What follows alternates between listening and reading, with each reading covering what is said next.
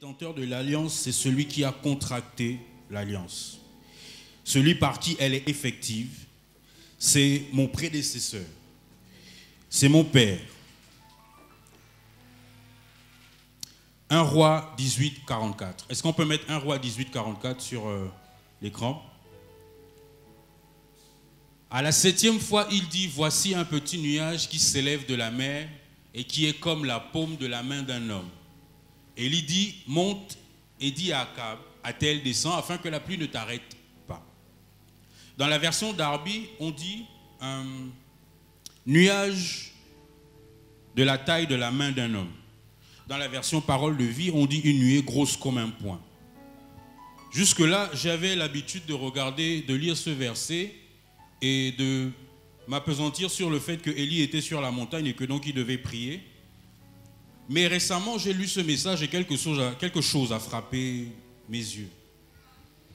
Si vous avez déjà pris l'avion, vous savez qu'à une certaine hauteur, lorsque vous regardez les gens au sol, en fait, vous ne voyez rien.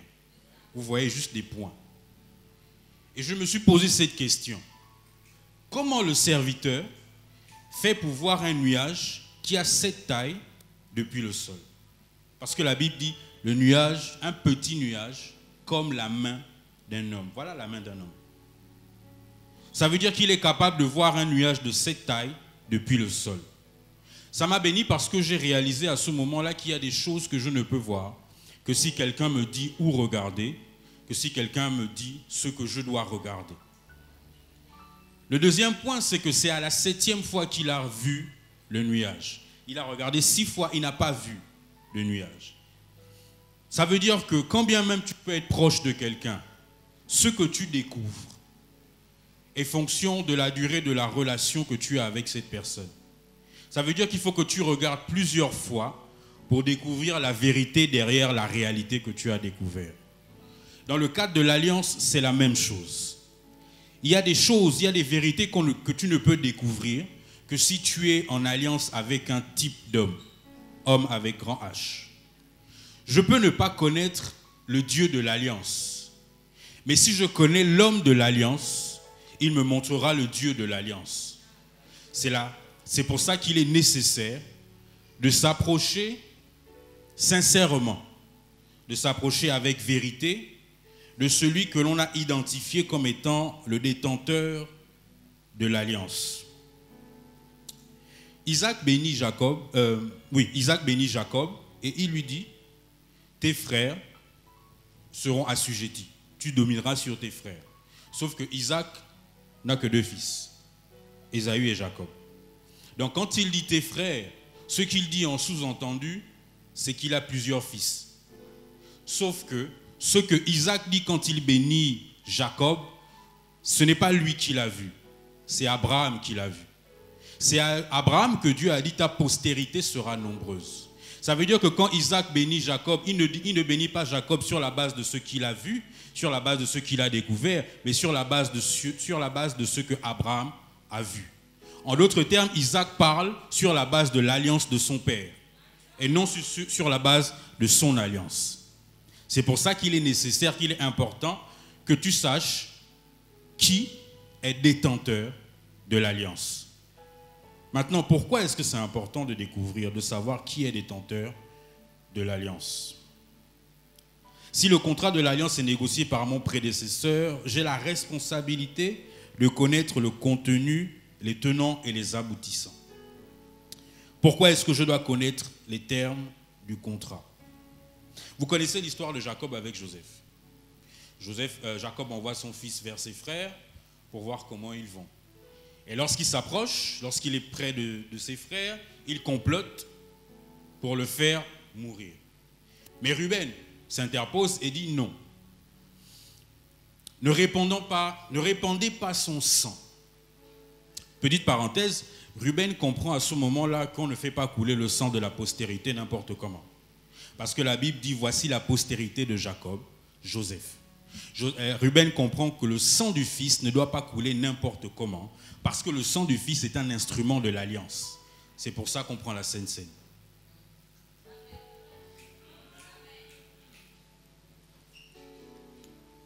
Ruben voit son frère et il s'interpose entre ses frères et son petit frère. Il dit non, ne le tuons pas. Prenons-le, vendons-le. Ils vont faire ce qu'ils ont à faire et Joseph va se retrouver esclave en Égypte. Ils vont retourner à la maison et lorsque Jacob va avoir connaissance de ce qui s'est passé, il va déchirer ses vêtements et il va sombrer dans l'amertume. Cette partie m'a dérangé. Cette partie m'a profondément dérangé parce que je me suis dit, comment le Dieu qui est capable de révéler à Abraham une postérité des générations après lui, comment le Dieu qui est capable de dire à Rebecca ce qu'elle a dans le ventre alors qu'elle-même ne le voit pas, comment le Dieu qui s'est révélé à Jacob alors qu'il dormait la tête sur un caillou, ce même Dieu-là qui a emmené Joseph de l'esclavage au sommet de l'Égypte, ce même Dieu n'a pas pu dire à Jacob que son fils n'était pas mort. Ce Dieu-là n'a pas révélé à Jacob que son fils n'était pas mort. Ça m'a dérangé. Ça m'a dérangé parce que je me suis demandé qu'est-ce qui a fait en sorte que Jacob n'entende pas Dieu lui dire que ton fils n'est pas mort. La Bible dit que Jacob a déchiré ses vêtements et il a sombré dans l'amertume. Donc je crois que Jacob a fermé son cœur. Jacob a fermé son cœur et c'est pour ça qu'il n'a pas entendu Dieu. Mais pourquoi Jacob a fermé son cœur? Isaac est dans un pays où il y a la famine. Il veut partir, il veut aller en Égypte et Dieu lui dit non, reste ici.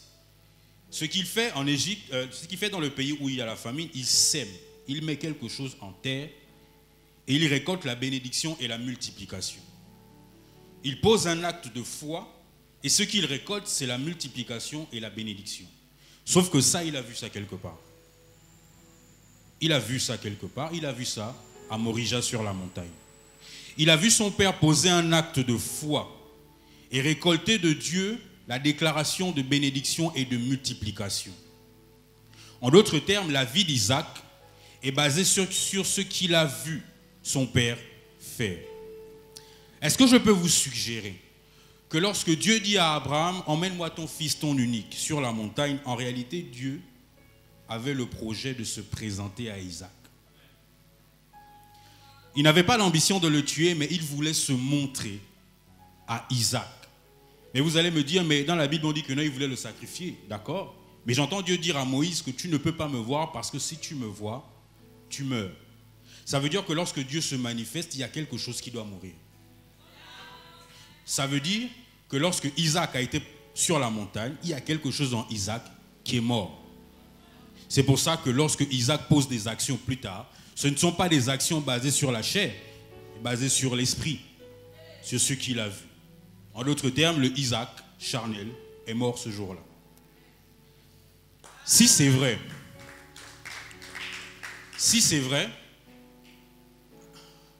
ça veut dire que Jacob a été malheureux, il a été dans l'amertume parce qu'il ne connaissait pas quelque chose.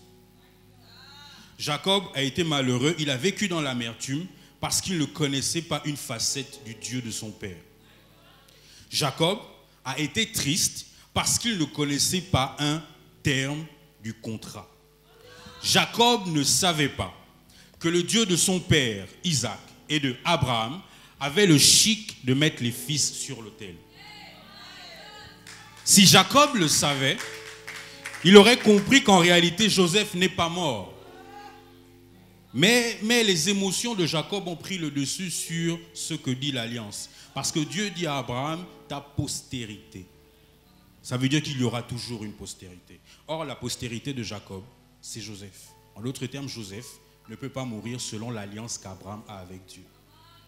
Donc, Jacob a été malheureux parce qu'il ne connaissait pas que son Dieu, le Dieu de son père, a le chic de mettre les fils sur l'autel pour les sacrifier.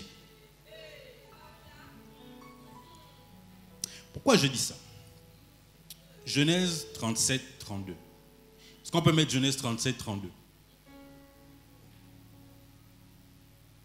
Genèse 37, 32.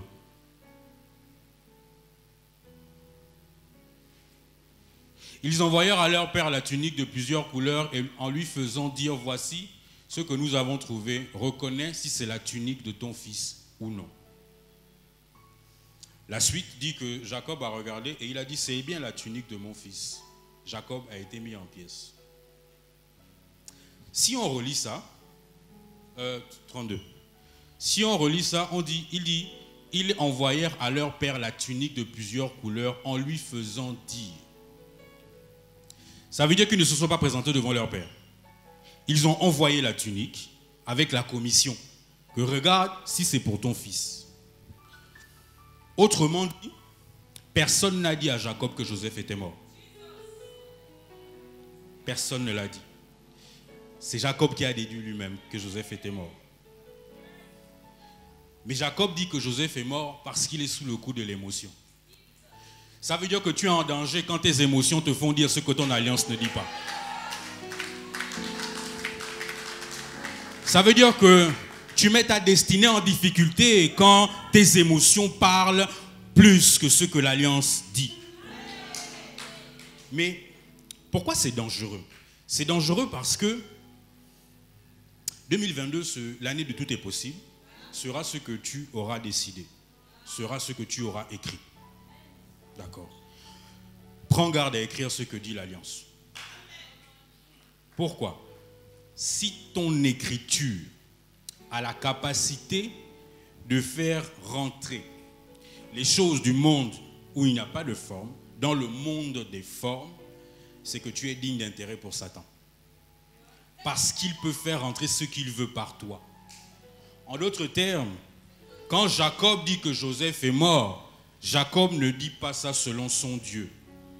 Il dit ça selon les hommes. Ça veut dire que tu peux écrire des choses pour 2022 sur la base de tes émotions et pas sur la base de ce que dit l'Alliance. Parce que Jacob dit, au verset 20, on dit que quand ils se sont attaqués à Joseph, ils ont dit, nous dirons à notre père qu'il a été attaqué par une bête. Sauf qu'ils ne se sont pas présentés devant leur père. Ça veut dire qu'en envoyant la tunique et la commission, ils ont fait dire à leur père ce qu'ils voulaient dire. Simplement en lui présentant quelque chose. Ça veut dire que la réalité qui est devant toi peut t'emmener à dire des choses qui sont contraires à ce que ton alliance dit. C'est pour ça que tu dois connaître quels sont les termes de l'alliance. Parce que tu dois parler non pas sur tes émotions, tu dois parler sur ce que dit l'alliance. Est-ce que je peux déclarer quelque chose sur quelqu'un ce matin? Je déclare que ce que tu écriras, ce que tu vas penser, ce que tu vas décrire avec tes doigts, c'est ce que l'alliance de notre Père dit. Et donc tu n'es plus intéressant pour le diable. Amen. Il ne faut pas dire des choses sur le coup des émotions. Parce que les émotions, lorsqu'elles parlent plus que l'alliance, elles mentent. Elles te disent le contraire de ce que dit l'alliance.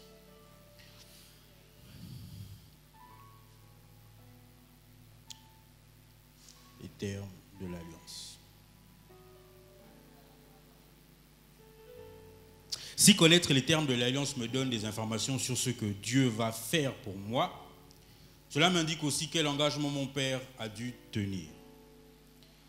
Ce qui m'emmène à notre prochain point, la vérité dans l'alliance. L'évêque Michel, enfin vous connaissez le slogan de l'évêque Michel, n'est-ce pas? Qui ne connaît pas? Il a un seul slogan. Ça, le mot là, tu peux retrouver ça, la phrase là, tu peux retrouver ça partout là où il est passé. Tu connais? Ah, si le boss lui-même ne le connaît pas, c'est compliqué. J'ai souvent vu sur ses statuts ou sur sa page Facebook, mieux le connaître pour mieux le faire connaître. Le connaître et le faire connaître. Aïe, merci. Cela là, c'était le péché aussi. Bizarre. Devant lui, non, c'est pas bon. Le connaître et mieux le faire connaître. Et le faire connaître. Le boss, c'est mieux que j'ai seulement mis dedans. D'accord. D'accord. Le connaître et le faire connaître. Ma question est la suivante. Est-ce que vous pensez que ça a commencé avec l'évêque Michel? Mais pourtant, c'est lui qui dit souvent le connaître et le faire connaître. Notre père, l'évêque général, a donné un nom à notre maison. Le nom c'est Christ révélé aux nations. Christ révélé aux nations, ce n'est pas différent de le connaître et le faire connaître. N'est-ce pas? C'est la même chose. Ça veut dire que c'est l'alliance qui lui dit ce qu'il doit faire. Lorsqu'il veut agir pour Dieu, c'est l'alliance de son Père qui lui dicte les actions. N'est-ce pas? C'est parce que son Père a une alliance avec Dieu, dont l'engagement est de faire connaître Christ, donc de révéler Christ aux nations, que l'engagement de l'évêque Michel, c'est le connaître et le faire connaître. Ça veut dire que c'est ton alliance qui te dit ce que tu dois faire. Mais tu ne peux pas faire ça si tu ne te connais pas. Tu ne peux pas faire ce que l'alliance dit que tu dois faire si tu ne sais pas qui tu es. Tu ne peux pas faire ce que l'alliance te demande de faire si tu ne connais pas les capacités qui sont liées à ce que tu dois faire.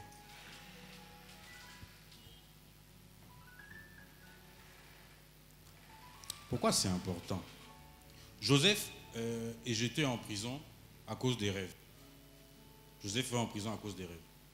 Enfin, il commence d'abord à être esclave à cause des rêves. Joseph va en prison parce qu'un jour il a rêvé. Beaucoup de gens sont en difficulté lorsqu'ils considèrent que les capacités qu'ils ont leur apportent des problèmes et donc qu'ils ne devraient pas se montrer. Renier ce que tu es peut te faire sortir de l'alliance. Renier les capacités, les dons et les talents que Dieu met en toi parce que ça t'a causé des problèmes peut te faire sortir de l'alliance. Parce qu'en réalité, les termes de l'alliance s'adaptent à qui tu es quand tu dois faire ta part. Si tu ne connais pas ta part, si tu ne connais pas tes capacités, tu sors de l'alliance. J'aurais pensé que Joseph en prison aurait dit, bon, les rêves m'ont amené là. Je souffre, je n'ai même rien fait. Parce qu'un jour j'ai rêvé, puis j'ai raconté ça aux gens que j'appelle frères. Je me retrouve en prison. Mieux, les rêves, moi, on divorce. Oh non, Joseph, j'ai fait un rêve. Ah, mon frère, moi je ne connais pas l'histoire là. L'affaire des rêves là, moi je ne connais pas. Normalement, c'est comme ça que la plupart des gens réagissent. Pourquoi? Parce qu'ils ne veulent pas les problèmes. Parce que ce qu'ils ont, c'est l'évêque qui dit souvent que ce que tu as, tant que c'est en Christ, ça va déranger. Ça va forcément déranger. Mais si tu renies ce qui dérange le monde, tu acceptes ce qui dérange Dieu. Si tu renies ce qui dérange le monde, tu acceptes ce qui dérange Dieu. Parce que Dieu a mis quelque chose en toi qui doit déranger le monde. Toi, tu refuses ce qui dérange le monde, donc tu acceptes ce qui dérange Dieu. La vérité dans l'alliance, c'est être vrai. Mais ça va au-delà de vous, ça va au-delà de moi, ça va au-delà de l'individu. Parce que ne pas être vrai, c'est refuser à quelqu'un d'autre l'opportunité de l'être. Parce que ton courage est la motivation dont quelqu'un d'autre a besoin. Ça veut dire que non seulement tu te sors de l'alliance, mais tu empêches quelqu'un d'autre de rentrer dans l'alliance. Voilà pourquoi il faut être vrai. Voilà pourquoi si tu veux faire alliance, il faut que tu sois toi-même. Il faut que tu sois vrai avec toi pour être vrai avec Dieu.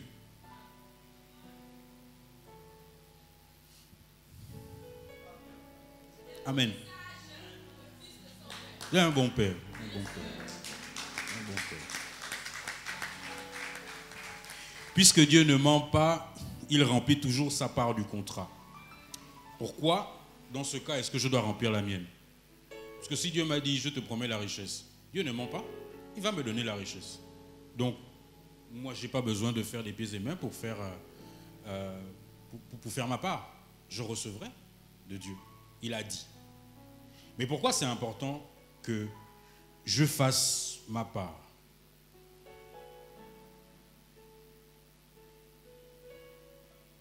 Isaac doit bénir un fils.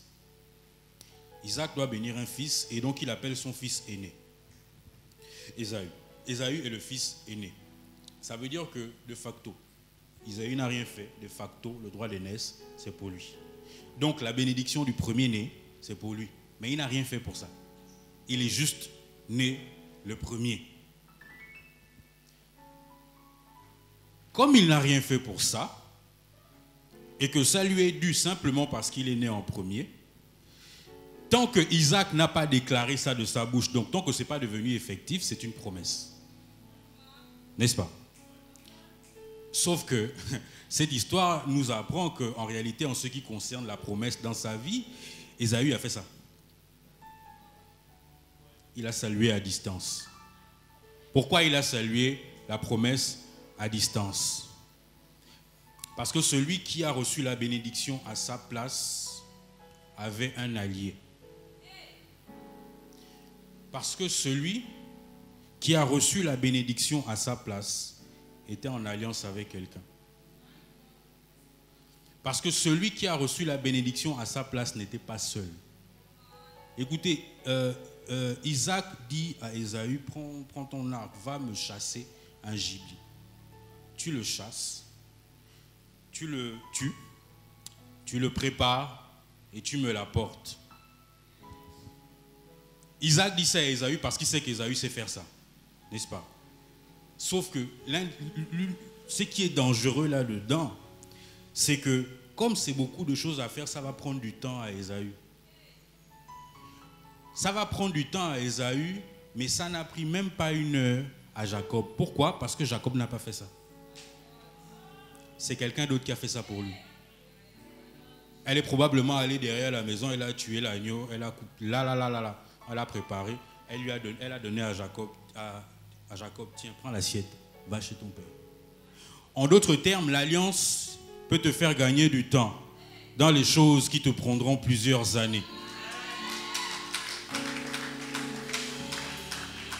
Le fait d'être en alliance avec quelqu'un peut te faire gagner en expérience, en temps, sur les choses qui te prendraient plusieurs années.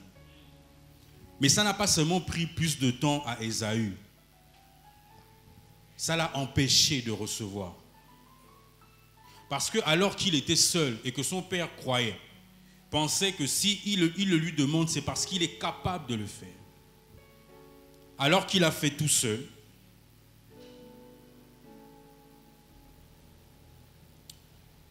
Jacob s'est juste présenté. Jacob s'est juste présenté. Jacob ne savait pas préparer le gibier. Ce que Jacob savait faire, c'était les lentilles. Et encore, je suis ceux qui faisaient seulement réchauffer ça. Mais il reçoit la bénédiction sur la base d'un plat qu'il ne sait pas faire. Jacob ne connaît pas préparer le gibier. Il reçoit une bénédiction sur la base de quelque chose qu'il ne sait pas faire. L'alliance va te positionner là où toi tu n'es pas compétent. L'alliance va te mettre au-dessus de ceux qui sont compétents. C'est parce que tu es en alliance que Dieu peut te prendre du sol et t'emmener au sommet, même si tu ne le mérites pas. Parce que l'alliance ne dépend pas de toi. L'alliance dépend de lui. La promesse est unilatérale. C'est-à-dire que c'est lui qui fait la promesse. Ça dépend de lui. Il veut te promettre, s'il ne veut pas, il ne te promet pas. Mais l'alliance est bilatérale. Ça veut dire que moi, je te promets quelque chose. Je m'engage à te donner quelque chose. Mais ça veut dire que toi aussi, tu t'engages à me donner quelque chose.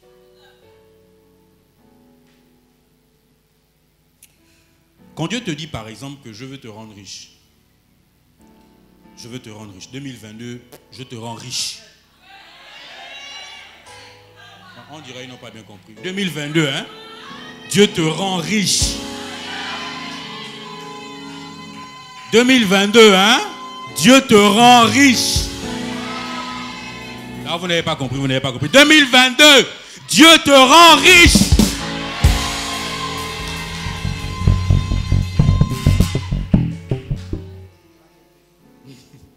Mais quand Dieu te dit, je te rends riche, Dieu ne va pas descendre du ciel avec la mallette.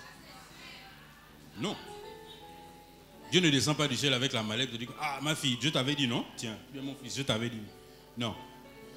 Ce que Dieu dit, c'est qu'il a mis ton argent dans un domaine d'activité. Quand Dieu te dit, je te rends riche, il a mis ton argent dans un domaine d'activité. Ta responsabilité, c'est de rentrer dans le domaine d'activité en question. Ta responsabilité, c'est de te positionner dans le secteur, sur le couloir, là où il t'attend, là où il a posé ton sac d'argent. Maintenant, la responsabilité de Dieu, c'est quoi? C'est de faire tout ce qu'il faut pour que tu arrives là-bas. Ça veut dire quoi? Ça veut dire que si quelqu'un veut voler l'argent là, il va empêcher. Ça veut dire que si quelqu'un veut détourner l'argent là, il va empêcher. Ça veut dire que si quelqu'un veut t'empêcher d'avoir le succès qui te donne cet argent, il va empêcher. Donc la responsabilité de Dieu, c'est de camper autour de ce qu'il a dit. Donc de tenir sa promesse. Il faut que toi, tu te mettes dans le couloir où il a dit.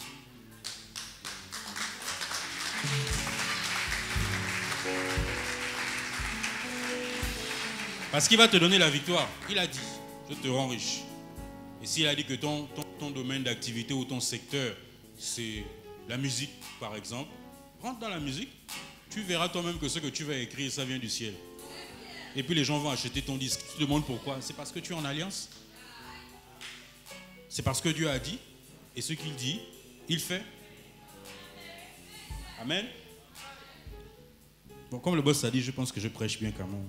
Il faut quand même faire un peu plus de bruit.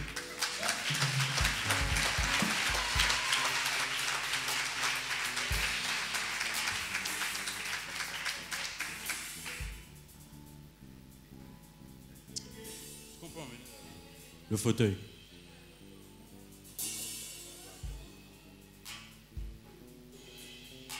Tu peux mettre devant? Oui, non, vas-y, pose. Merci.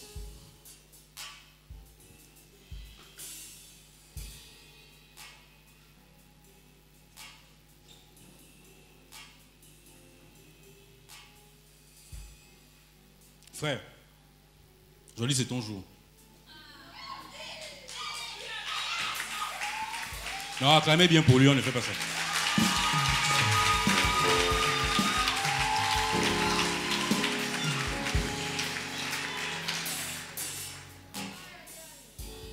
Le titre de mon message, c'est ce que mon père m'a montré.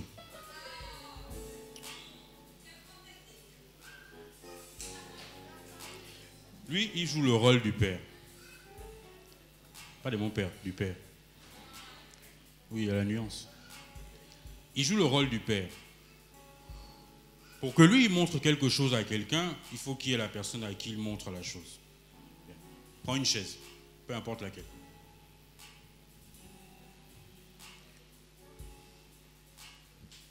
Voilà, mets-toi là.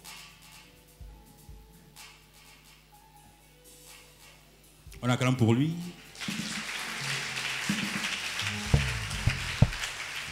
Maintenant qu'il y a quelqu'un à côté de lui qui joue le rôle du fils, lui, il peut lui dire, regarde, je te montre des choses.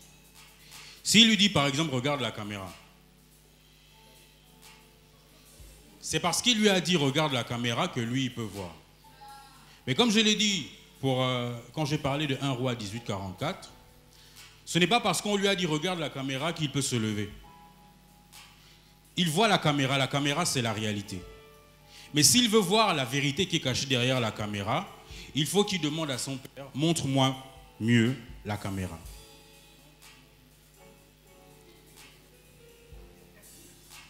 Maintenant, lève-toi. Viens. Est-ce que tu vois la caméra? Oui, je vois la caméra. D'accord. Viens.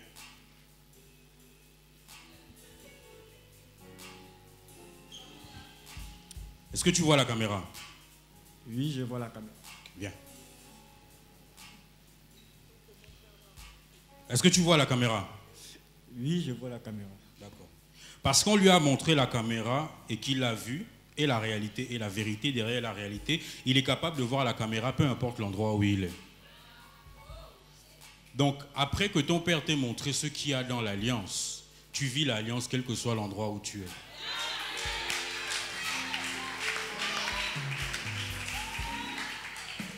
Mais, quand bien même il peut voir la caméra, quel que soit l'endroit où il est dans la salle, il n'y a qu'un seul endroit où il peut entendre l'instruction qui lui dit de regarder la caméra.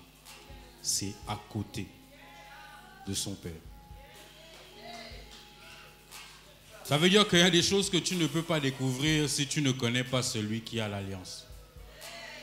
Si tu ne côtoies pas celui qui a l'alliance.